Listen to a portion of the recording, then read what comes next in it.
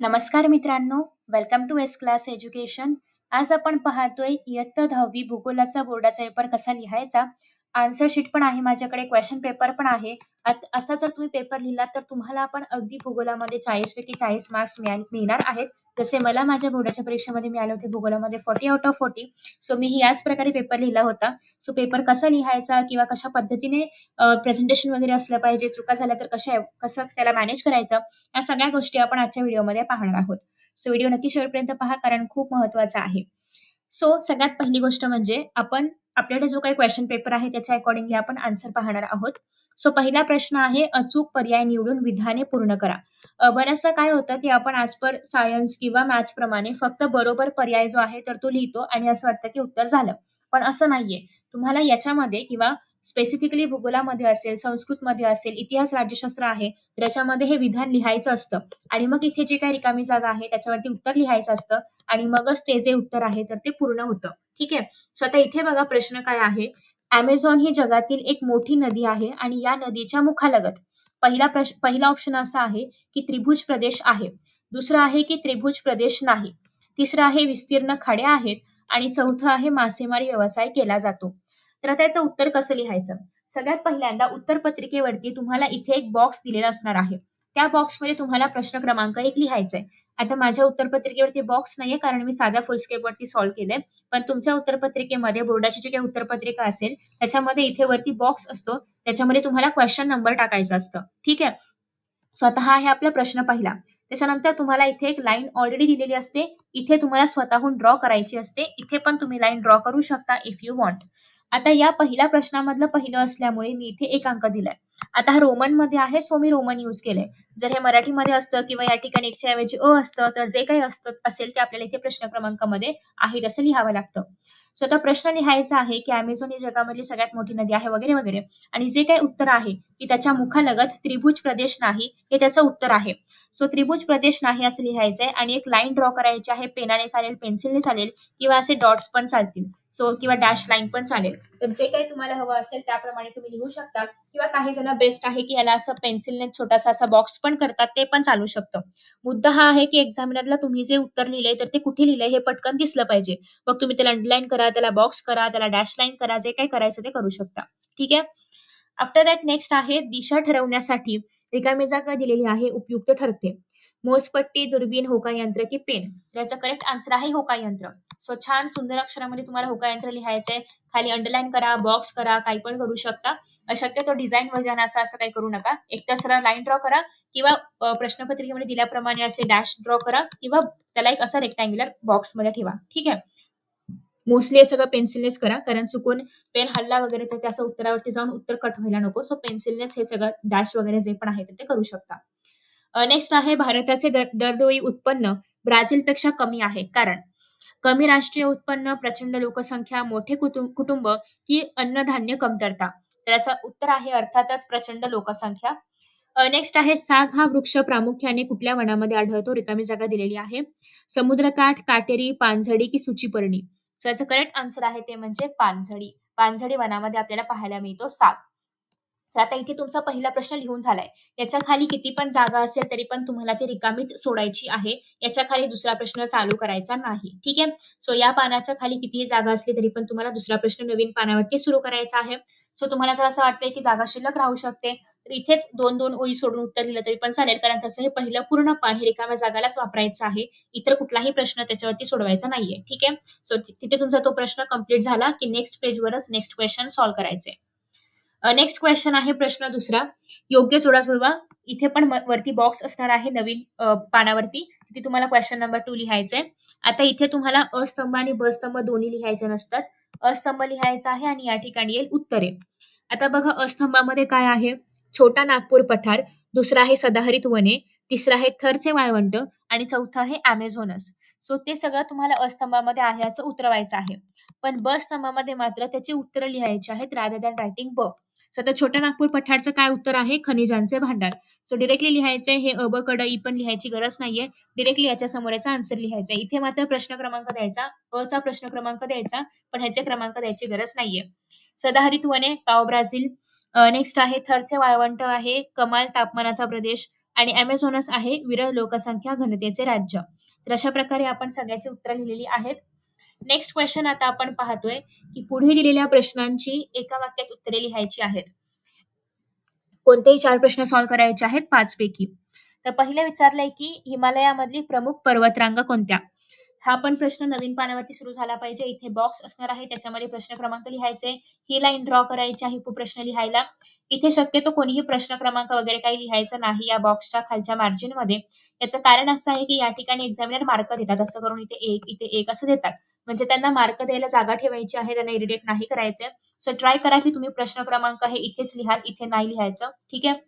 So उत्तर बघूया आता आपण की हिमालयामधल्या प्रमुख पर्वतरांगा कोणत्या आहेत. तर हिमालयातील लडाख, काराकोरम आणि कैलास या 3 प्रमुख पर्वतरांगा आहेत. इफ यू वॉन्ट तुम्ही याला खाली असं छानसं अंडरलाईन पण करू शकता, अजून सुंदर दिसेल आणि एक्झामिनरला पण पटकन चेक करता येईल.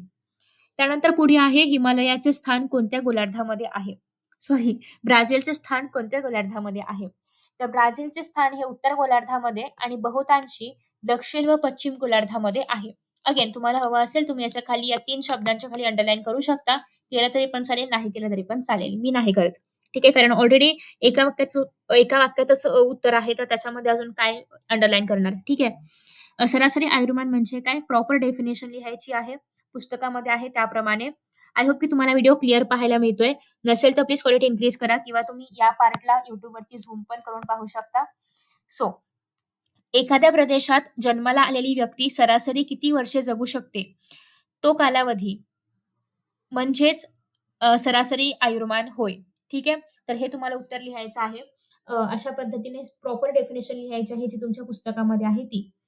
नेक्स्ट आहे भारतातील कोणत्या राज्यात सर्वाधिक मान्सून परतीचा पाऊस पडतो. तर भारतातील तमिळनाडू या राज्यामध्ये सर्वाधिक मान्सून परतीचा पाऊस पडतो. इफ यू वॉन्ट तुम्ही तमिळनाडूच्या खाली अंडरलाईन करू शकता. उत्तर भारतीय मैदानी प्रदेशामध्ये कोणत्या स्वरूपाच्या वस्त्या आढळतात. तर या प्रदेशामध्ये केंद्रित आणि दाट स्वरूपाच्या वस्त्या आढळतात. अगेन इफ यू वॉन्ट तुम्ही अंडरलाईन करू शकता. तर अशा प्रकारे जर तुम्ही पेपर लिहित असाल, उत्तर लिहित असाल, तर तुम्हाला आउट ऑफ मार्क्स मिळण्याचे चान्सेस वाढतात. त्याच्यामुळे हा पेपर नीट शेवटपर्यंत नक्की पाहायचा आहे. पुढे आपल्याकडे क्वेश्चन असा आहे की तुम्हाला सांगितलेलं आहे की प्रश्न 4 नकाशा पुरवलेला आहे आणि त्याच्यावरती तुम्हाला जे उत्तर आहेत ते लिहायचे आहेत. आता अर्थात कदाचित मी या ठिकाणी सूचीचा फोटो काढायला विसरलेली आहे. बट तुम्हाला सूची पण काढायची आहे. आय गेस मी या पानाच्या मागे सूची काढली होती आणि फोटो नाही काढलाय. पण तुम्हाला मात्र या ठिकाणी इथे सूची ड्रॉ करायची आहे कंपल्सरी, नाहीतर मार्क्स नाही मिळणार. सूची कशी लिहायची ती आता आपण इथे बघूया. माझा फोटो काढायचा राहून गेलाय, सो आपण इथे बघूया. सूची तुम्ही इथे ड्रॉ करू शकता. कुठेही पेपरवरती जागा शिल्लक असेल तर त्या ठिकाणी, पण नकाशामध्येच ड्रॉ करा. उत्तरपत्रिकेवरती नाही ड्रॉ करायचंय. नकाशा म्हणजे तुम्ही जे अटॅच करणार आहे नकाशा त्याच्यावरती. जर त्या नकाशामध्ये ऑलरेडी सूचीला जागा दिली असेल नाव वगैरे लिहून, तर तिथे सूची काढा. नसेल तर थोडंसं तुम्ही जिथे जागा अवेलेबल असेल त्या ठिकाणी करू शकता. सूची असं लिहायचं इथे. 2 भाग करायचे आहेत, असे एक छोटा आणि एक मोठा. आता या ठिकाणी असं आहे की ब्राझीलमधील क्षेत्रफळाच्या दृष्टीने सर्वात लहान राज्य कुठलं आहे. तर इथे मी त्याला अशा पद्धतीने कलर केलंय. मग मी इथे असं दाखवणार बॉक्स काढून की त्याला असं मी कलर केलंय. आणि इथे इथे हा जो पूर्ण प्रश्न आहे किंवा हे जे आहे पूर्ण, तर ते इथे लिहायचं आणि पुढे डॅश करून सेर्गी पे असं लिहायचं. म्हणजे हे माझं उत्तर आहे. इव्हन तुम्ही इथे पण सेर्गी पे लिहू शकता, पण सूचीमध्ये पण तुम्हाला डॅश करून हे पूर्ण वाक्य लिहायचं. डॅश करायचं, सेर्गी पे लिहायचं. याचा अर्थ हा जो काय असा कलरिंग आहे ते मी सेर्गी पेला दाखवलेला आहे. हा अर्थात वाक्य मोठं असेल तर तुम्ही हे असं वाढवू शकता आणि मग इथे लिहायचे. दुसरं आहे माराजो बेट. आता माराजो बेट जे आहे तर ते इथे आहे. मग ते माराजो बेट मी अशा पद्धतीने खून करून दाखवलेली आहे. इथे मी काहीतरी घेतलंय आय गेस. एवढं क्लिअर दिसत नाहीये, पण सपोज की या ठिकाणी मी सर्कल घेतले असे अज्युम करा. ठीक आहे. सो इथे मी भरलेला सर्कल जो आहे तर तो घेतलाय माराजो बेटसाठी. सो भरलेला सर्कल इथे मी लिहिला माराजो बेट. नेक्स्ट आहे कोंडोर आढळणारा प्रदेश. सो इथे मी आकडा पण टाकते हा 1, 2, 3. याचा अर्थ ते पहिल्या प्रश्नाचं उत्तर आहे, दुसऱ्याचं उत्तर आहे, तिसऱ्याचं उत्तर आहे. सो कोंडोर आढळणारा प्रदेशला मी असं ट्रायंगल घेतलाय, भरलेला ट्रायंगल. सो इथे मी भरलेला ट्रायंगल दाखवणार आणि लिहिणार कोंडोर आढळणारा प्रदेश आणि 3 अंक इथे दाखवणार. नेक्स्ट आहे अनाकोंडा आढळणारा प्रदेश. आता मी इथे 4 लिहिले आणि बॉक्स किंवा काय म्हणू आपण स्क्वेअरने दाखवलाय अनाकोंडा आढळणारा प्रदेश. 5वा आहे कॉफी उत्पादक प्रदेश. तर कॉफी उत्पादक प्रदेश ज्या ठिकाणी आहे त्या ठिकाणी मी लिहिणार आहे 5 अंक आणि तो असणार आहे माझा कॉफी उत्पादक प्रदेश. ठीक आहे. ओके. आफ्टर दॅट नेक्स्ट आहे आय गेस मी इथे दाखवलंय. नेक्स्ट आहे दाट लोकसंख्येची घनता असणारा प्रदेश जो की आहे साओ पावलो, जो की मी असा हे करून दाखवलेला आहे. ठीक आहे. तर अशा पद्धतीने आय होप की मी पूर्ण नकाशामध्ये सगळे घटक बरोबर भरलेले आहेत. इतकं क्लिअर नाहीये कारण माझ्याकडे हा पेपर आता सध्या अवेलेबल नाहीये. सो तुम्ही समजून घ्या. जर तुम्हाला नकाशावरती क्लिअर व्हिडिओ हवा असेल तर प्लीज ऑलरेडी मी एक प्लेलिस्ट बनवली आहे नकाशाची तर ती फॉलो करा. हे इतकं क्लिअर नाहीये. पेपर खूप जुना आहे. फोटोज पण तेव्हाचे आहेत. आता माझ्याकडे तो पेपर पण अवेलेबल नाहीये. सो त्याच्यामुळे जसे फोटोज अवेलेबल आहेत त्याप्रमाणे मी तुम्हाला दाखवते. इतकं पण क्लिअर नाहीये. सो काही चुकलं असेल नकाशामध्ये वगैरे तर समजून घ्या. पण बेसिकली तुम्हाला अशा पद्धतीने सूची वगैरे ड्रॉ करून प्रश्न क्रमांक लिहायचा आहे प्रत्येक उत्तरासमोर आणि अशाच पद्धतीने पेपर सॉल्व्ह करायचे. नकाशाची स्वतंत्र प्लेलिस्ट अपलोड केलेली आहे ती प्रेफर करा. त्याच्यामध्ये मी क्लिअरली कसं भरायचं हे दाखवलंय. मी स्वतः सॉल्व्ह करताना व्हिडिओ काढलेला आहे. त्याच्यामुळे तुम्ही ते व्हिडिओज नक्की चेकआउट करा. हवं तर त्याचे लिंक्स तुम्हाला खाली डिस्क्रिप्शन बॉक्समध्ये पाहायला मिळतील. ठीक आहे. सो अशा पद्धतीने 6 पैकी तुम्ही कोणतेही 4 जे आहेत ते सॉल्व्ह करू शकता. नेक्स्ट असं आहे की तुम्हाला नकाशाच्या आधारे प्रश्नांची उत्तरं लिहायची आहेत. हां, हा नकाशा कुठे अटॅच करायचा? शेवटी पण अटॅच करू शकता किंवा जिथे तुमचा क्वेशन नंबर 4A असेल, त्या पानाच्या आसपास पण अटॅच करू शकता. कुठेही अटॅच करू शकता. काही इश्यू नाहीये. हां, पण जर तुम्ही शेवटी अटॅच करणार असाल तर क्वेशन नंबर 4A असं उत्तरपत्रिकेवरती लिहायचं आणि मगच तो पेपर जो आहे तो शेवटी अटॅच करायचा. याचा अर्थ एक्झामिनरला कळलं पाहिजे की तुम्ही हा क्वेशन अटेम्प्ट केलाय. मग एक्झामिनर पेपर चेक करेल की कुठेतरी हा क्वेशन असणार आहे असं तो चेक करेल. ठीक आहे. पेपर चेक करते चेक करेल. त्याच्यामुळे तुम्हाला उत्तरपत्रिकेवरती क्वेशन नंबर 4 इथं एवढं टाकून ठेवायचंय. या नकाशावरती पण वरती कोपऱ्यामध्ये क्वेशन नंबर 4 असं लिहायचंय. जेणेकरून हा नकाशा कुठल्या प्रश्नाचा आहे हे पण तुम्ही स्पेसिफाय करायचं आहे. नेक्स्ट आता आपण पाहतोय नकाशाच्या आधारे प्रश्नांची उत्तरं. नकाशा तुम्ही पाहून घेऊ शकता. 5 पैकी कोणत्याही 4 प्रश्नांची उत्तरे लिहायची असतात. इथे बघा कशी सूची आहे. सिमिलरली तुम्हाला तुमच्या नकाशामध्ये पण ड्रॉ करायची आहे. आता प्रश्न 4 आय नो की पुढचं मागचं उठलंय या पानावरती. सो त्याच्यामुळे तुम्ही पण असा पेन निवडा की जो पुढे मागे उठणार नाही. जसं की इथे तुम्हाला ते इमेजेसमध्ये बघायला मिळतंय. बट तुम्हाला मी रिझन ऑलरेडी सांगितलंय की हा पेपर सध्या अवेलेबल नाहीये माझ्याकडे. सो मी काहीच एडिट पण नाही करू शकत याला. सो आता वरील नकाशा भारतातील प्रमुख लोहमार्ग आणि विमानतळ दर्शवतो. नकाशा काय दर्शवतो याचं हे उत्तर आहे. छान अंडरलाईन केली आहे बघा जेणेकरून एक्झामिनरला पण छान वाटेल उत्तर वाचताना.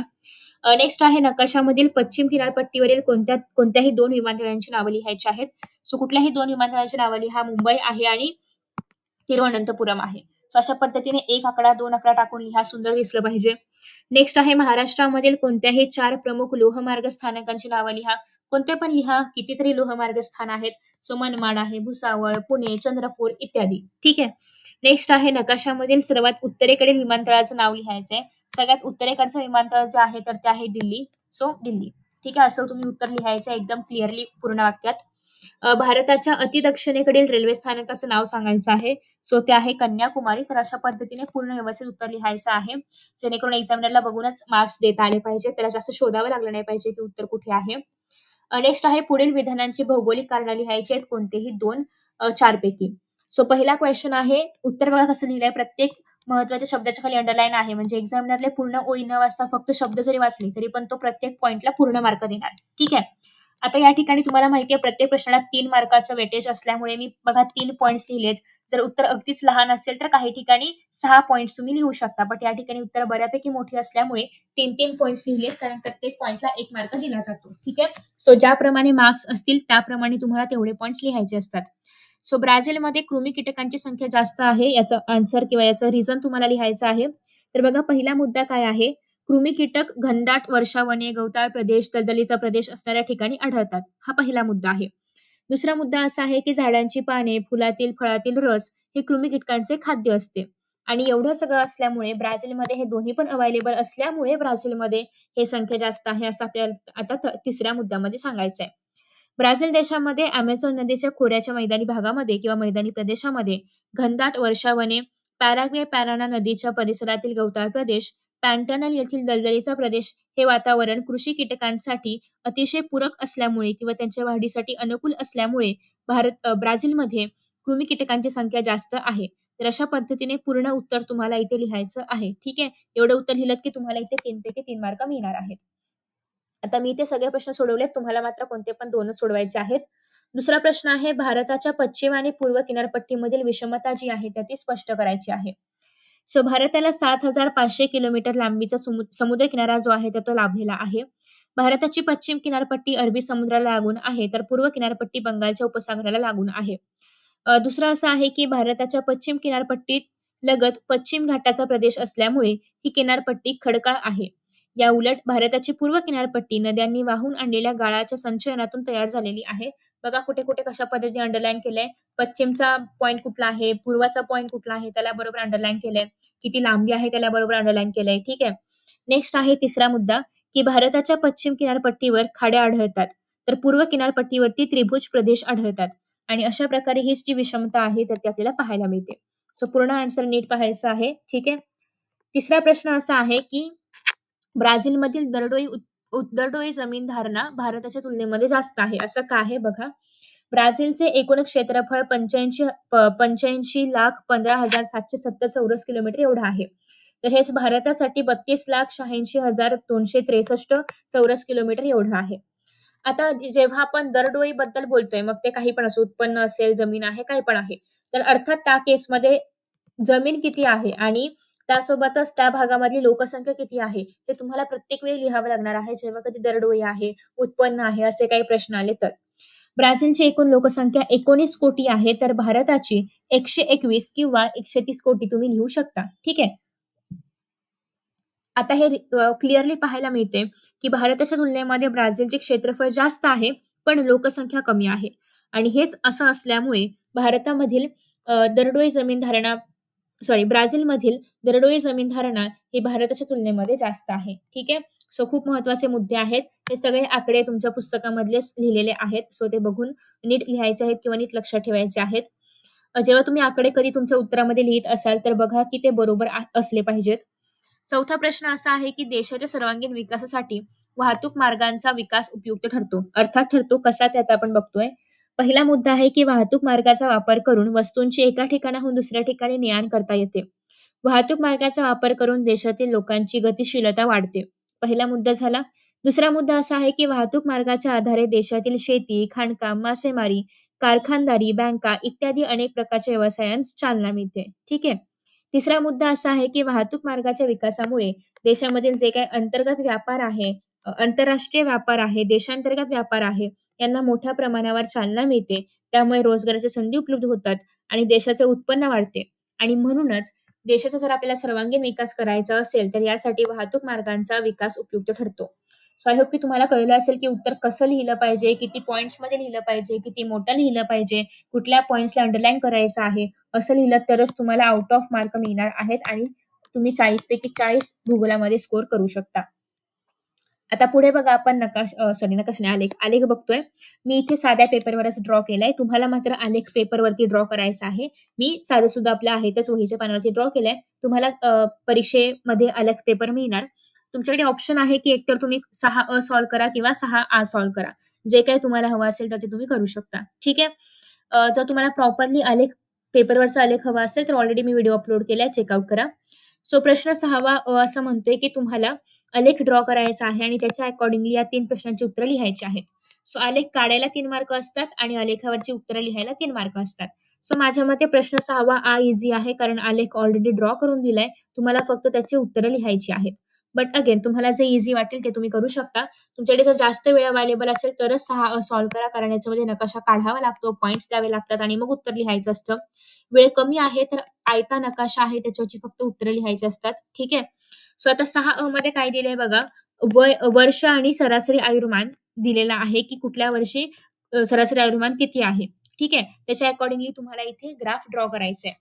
आता अर्थात एक य अक्ष असणार आहे आणि क्ष असणार आहे. सो क्ष अक्ष आहे आणि य अक्ष आहे. क्ष वरती आपण काय दाखवतोय, 1 सेंटीमीटर म्हणजे 10 वर्ष आणि य वरती दाखवतोय 1 सेंटीमीटर म्हणजे 10 वर्ष. ठीक आहे. अशा पद्धतीने साधारणतः आपण हे सगळं लिहायचंय. हे प्रत्येक गोष्टीला मार्क आहेत बरं का. जर तुम्ही ग्राफ ड्रॉ करणार असाल तर प्लीज हा ग्राफ नीट पहा. इथे लिहिण्याला मार्क आहेत, हे लिहिण्याला मार्क आहेत, प्रमाण लिहिण्याला पण मार्क आहेत. इथे क्ष, इथे य लिहिलंय का, इथे एरो ड्रॉ केलाय का, इथे शून्य लिहिलंय का. या शून्य ऍक्च्युअली लिहायची गरज नाही, कारण प्रमाण शून्यापासून सुरू होत नाहीये. पण या सगळ्या गोष्टीला या ठिकाणी मार्क आहेत. ठीक आहे. मग हा डेटा बघायचा आहे, बरोबर प्लॉटिंग केलंय का. इथे रेषालेख सांगितलाय, त्याच्यामुळे रेषालेखच तयार करायचा आहे. जर इथे स्तंभालेख सांगितलं असतं, जोड स्तंभालेख सांगितलं असतं, बहुरेषालेख जे काय सांगितलं असतं तर ते आपण केलं असतं. ठीक आहे. हे सगळे जे स्तंभ आलेख, बहुरेषालेख, जे जे काही आलेखाचे प्रकार आहेत, या सगळ्यावरती मी व्हिडिओज अपलोड केलेत. सो प्लीज तुम्ही ते चेकआउट करा, जेणेकरून तुम्हाला ऍटलिस्ट इन्फॉर्मेशन मिळेल, की हे सगळे आलेख आपण कसे काढतो. ठीक आहे. सगळे पॉइंट्स आधी देऊन ठेवायचे आहेत आणि मग तुम्ही त्याला असं जॉइन करणार आहात. इथे कुठेही आरो बिरो असलं काही द्यायचं नाही बरोबर. इथे फक्त तुम्हाला हे पॉइंट्स जॉइन करायचे असतात. आता याच्यावरती उत्तरं लिहायची आहेत बघा, की पहिलं असं दिलंय की 1960 ते 2010 या 50 वर्षांच्या कालावधीमध्ये सरासरी आयुर्मानामध्ये किती वर्षांनी वाढ झाली? तर बघा 1960 पासून 2010 मध्ये तुम्हाला जस्ट हे दोघं सबट्रॅक्ट करायचं आहे आणि जे तुमचं उत्तर येईल ते असणार आहे सरासरी आयुर्मानामधली वाढ किती आहे. आता या ठिकाणी तुम्ही ते सगळं गणित करून बघा आणि जे काही उत्तर येईल तर ते उत्तर आहे 26 वर्षांनी वाढ झाली आहे. सो इफ यू वॉन्ट तुम्ही याला छान असा डब्बा करा, अंडरलाईन करा, काहीतरी करा जेणेकरून एक्झामिनरला सगळ्यात सुरुवातीला 26 हा आकडा दिसला पाहिजे. दिलेल्या आकडेवारीनुसार कोणत्या दशकातील सरासरी आयुर्मानातील वाढ सर्वाधिक आहे? तर कुठल्या दशकामध्ये विचारली आहे त्याच्यामुळे त्याप्रमाणेच उत्तर लिहायचं आहे. तर साधारणतः 1960 ते 1970 याच्यामधले जे वाढ आहे तर ती सगळ्यात जास्त आहे. आयुर्मानातली वाढ सर्वाधिक होती. याच्या खाली पण अंडरलाईन किंवा ह्याला बॉक्स वगैरे करू शकता. आलेखातील आकडेवारीतील वर्षांतर किती आहे? तर बघा 10 वर्षांचं आहे. 60 ते 70, 70 ते 80 ठीक आहे. तर अशा पद्धतीने तुम्हाला उत्तर लिहायचंय. पेपर बघा असंच आखीव रेखीव ठेवायचे. प्रश्न संपला की खाली खाली काय म्हणूया आपण त्याला रेषा ओढायची आहे. इथे रेषा ओढायची आहे. इथे पण ओढू शकता. तर अशा पद्धतीने पेपर अगदी आखीव रेखीव असला पाहिजे. नेक्स्ट आता मी या ठिकाणी दोन्ही प्रश्न सॉल्व्ह केलेत 6वा अ आणि आ प्रॅक्टिससाठी. तुम्ही मात्र कोणतंही एकच सॉल्व्ह करणार आहात. तर आता आ मध्ये बघा इझिली तुम्हाला फक्त नकाशा बघायचे आणि उत्तरं लिहायची आहेत. 1961 साली नागरीकरण किती टक्के झालं होतं? तर बघा या ठिकाणी सरळ सरळ आकडा आकडा आहे की 18% झालं होतं. कोणत्या दशकामध्ये नागरीकरण सर्वाधिक अधिक झालं होतं? तर 71 ते 81 या दशकामध्ये बघा सगळ्याधिक झालेलं आहे. कोणत्या दशकामध्ये नागरीकरणाची वाढ अतिशय कमी होती? तर 61 ते 71 याच्यामध्ये वाढ सगळ्याधिक काय होती? कमी होती. त्याच्यानंतर नेक्स्ट असं आहे की अ, 1971 साली भारतामध्ये किती नागरीकरण झालं होतं? तर 18.2% नागरीकरण झालेलं आहे. त्यानंतर आहे 1991 सालच्या नागरीकरणाची टक्केवारी किती आहे? तर 25 पॉइंट किंवा 0.7% इतकी आहे. रेषालेखाचा कल पाहता भारतातील नागरीकरणाबाबत तुमचे निष्कर्ष कोणते? हा खूप महत्वाचा प्रश्न आहे. हा तुम्हाला प्रत्येक ह्याच्यामध्ये म्हणजे प्रत्येक प्रश्न 6वा आ मध्ये एखादा तरी असा प्रश्न असणार आहे, की ज्या ठिकाणी तुमचं मत विचारलं जाईल किंवा तुमचं निरीक्षण विचारलं जाईल. सो रेषालेखाचा जर आपण कल पाहिला तर भारतातील नागरीकरणाबाबत असा निष्कर्ष काढता येईल, की नागरीकरणाचा कलामध्ये सातत्याने वाढ होत आहे. तर या ठिकाणी थोडंसं मिस्टेक झाली आहे. जर तुमच्या अशा काही चुका झाल्या तर फक्त एक लाईन ड्रॉ करायची. असं नाही करायचं. ठीक आहे. फक्त एक लाईन ड्रॉ करायची आणि जर लांबून बघितलं तर एवढं हे दिसून पण नाही येणार. अशा पद्धतीने कट करायचं आहे. ठीक आहे. तर या ठिकाणी तुमचा प्रश्न 6वा अ आणि आ संपतोय. अजून एक गोष्ट सांगायची राहिली. जेव्हा तुम्ही ग्राफ ड्रॉ करणार आहात, तेव्हा त्या ग्राफवरती पण प्रश्न 6वा अ असं मेन्शन करायचं आहे आणि प्रश्न 6वा अ चा जो काही ग्राफ असेल, तर तुम्ही शेवटी पण लावू शकता, मध्ये पण लावू शकता. याचे उत्तर इथे लिहिताना आपण प्रश्न 6वा अ असं मेन्शन करायचंय. ठीक आहे. दोन्ही प्रश्न एकाखाली एक सोडवले तरी पण चालतील. आता शेवटचा प्रश्न आहे तो म्हणजे प्रश्न 7वा.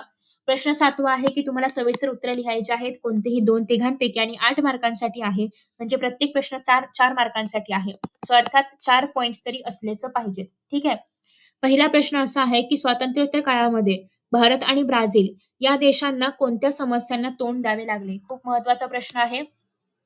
भारताला 1947 साली स्वातंत्र्य मिळाले, तर ब्राझीलला 1822 साली स्वातंत्र्य मिळाले आणि स्वातंत्र्योत्तर काळामध्ये या दोन्ही देशांना पुढील समस्यांना तोंड द्यावं लागलं. सो बेसिकली अशा पद्धतीने जे 4 मार्कांचे प्रश्न आहेत, त्यांना तुम्हाला अशी एक प्रस्तावना आधी द्यायची असते आणि मग उत्तराला सुरुवात करायची असते. कारण अर्थात 4 मार्क म्हणजे वेटेज जास्त आहे, त्याच्यामुळे उत्तर पण तसंच लिहिलं गेलं पाहिजे.